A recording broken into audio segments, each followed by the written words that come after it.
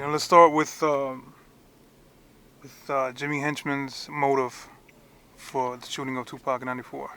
Well, I think speaking about Jimmy Henchman, I think Jimmy Henchman, everybody knows that he sort of confessed about his involvement with Tupac's shooting at the Quad Studio back in 1994. That was made public, so I mean he said what his participation with that was, and I think there were two other people that were involved as well that I know of that were involved in it as well. King Tut and Dexter? King Tut's name came up in it, and I don't know about Dexter. They said Dexter's name came up, but Yeah, they allegedly shot him. Allegedly. Yeah. So everything is allegedly. But Jimmy Henchman's in jail right now. He's doing a life term, so I don't think Jimmy Henchman's going to be out anytime soon. As far as they're concerned, he's going to stay in jail until the rest of his life. Jimmy's done. They have him on the narcotics conspiracy. He's already got life for that. And now they just convicted him of the Lowell Fletcher murder, which is the one where they slapped, when his son got slapped by the G Unit guys, the guy Lowell Fletcher and stuff, on that murder. So Jimmy's pretty much done. He's never going to see. But he's not getting the death. He won't get the death penalty, but he'll die in jail. He's never getting out. Right. That'll be where his residence. He'll be there, and he'll never get out of jail. But I heard it was because from Tupac's side, the rape and the shooting was all connected somehow. When them dudes put out the pistols to me, man, who was that, man? It was these fools from New York, this gang out there called A-Team. These fools was mad because I told them I wasn't fucking with them no more. The girl that did this rape shit, she hooked up with the niggas that shot me. Oh, is that right? It's all connected. It was a big plan. I just caught it like at the end, and that's why they shot me. Well, there was an East Coast, West Coast war going on back then, and there was also a lot of dissension in the camp of Tupac with Jimmy, and the rape and everything else that happened back around that time. So there was a lot going on that Tupac and Jimmy, I guess they became what's the word I'm using for? Enemies somewhat. Mm-hmm. And then Tupac was allegedly, eventually shot at the studio, but he didn't cooperate. He didn't cooperate at all. Matter of fact, he left the hospital after he got shot and went about his business.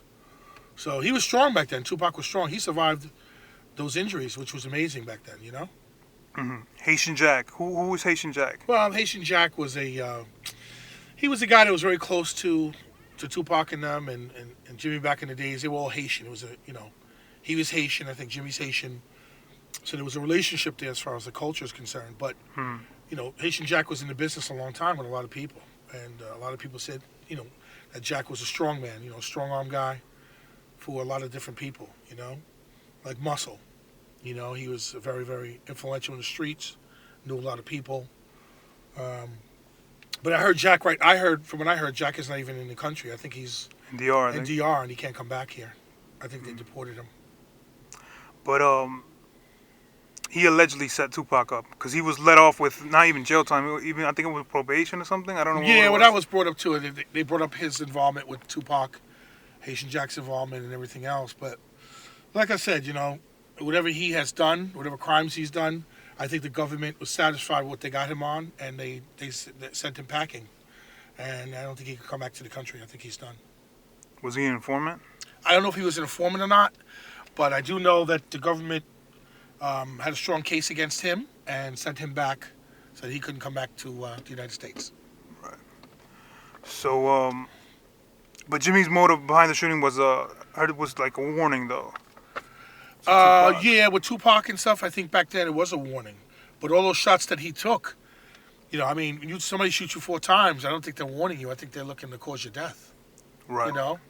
And that's what it could have happened back then, But I heard they didn't really attempt to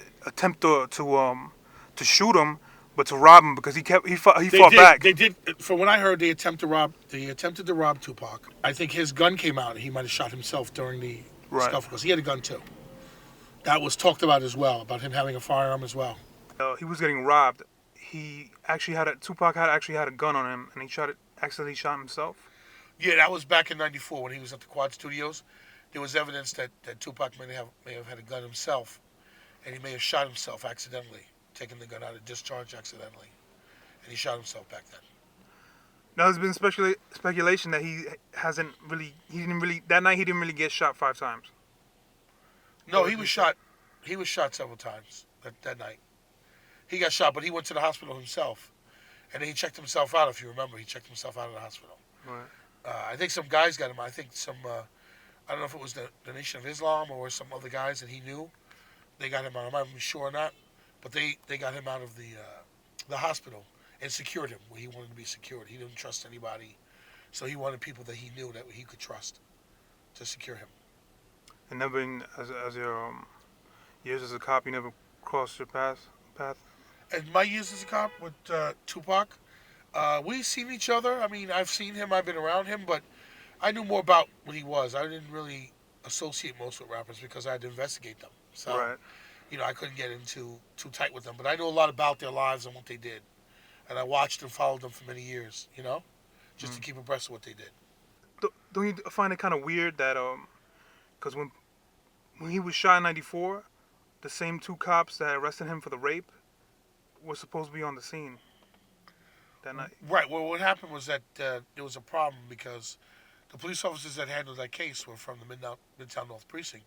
And one of the detectives was a good guy, who had the investigation. But pretty much, those cops, too, didn't know much about hip-hop back then. You got to remember, this was like a brand new thing where the police department was dealing with something new, with something that they had no idea of what this industry was all about and the people in it. And that was a big problem. And that's where I came in to try to educate them on the industry itself and the people that were involved in the industry.